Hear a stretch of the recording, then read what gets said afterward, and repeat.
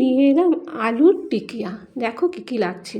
নিয়ে নিলাম মিক্সির মধ্যে সব ভাজা মশলা, পেঁয়াজ, ধনেপাতা, রসুন, আদা, লঙ্কা, এগুলো আমি একসঙ্গে করে মিক্সিতে বেটে নেব। এগুলো সব আগের থেকে আমি ভেজে রেখে দিয়েছিলাম।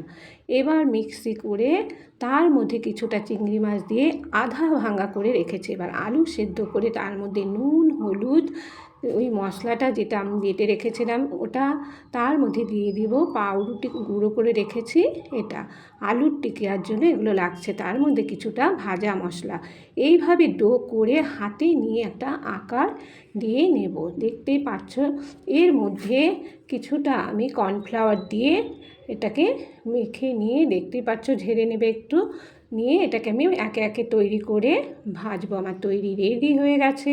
তেল গরম হয়ে গেছে, তেলের মধ্যে সাদা তেলের মধ্যে একে একে দিয়ে দিচ্ছি। এটা ধাবার তৈরি।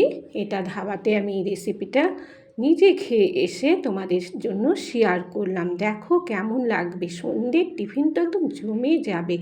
একদম ব্রাউন ব্রাউন করে ভেজে নেবে। দেখতেই পাচ্ছ কত সুন্দর হয়েছে, খেতেও তেমন সুন্দর। একবার খাও না, খেয়ে দেখো না কেমন লাগে।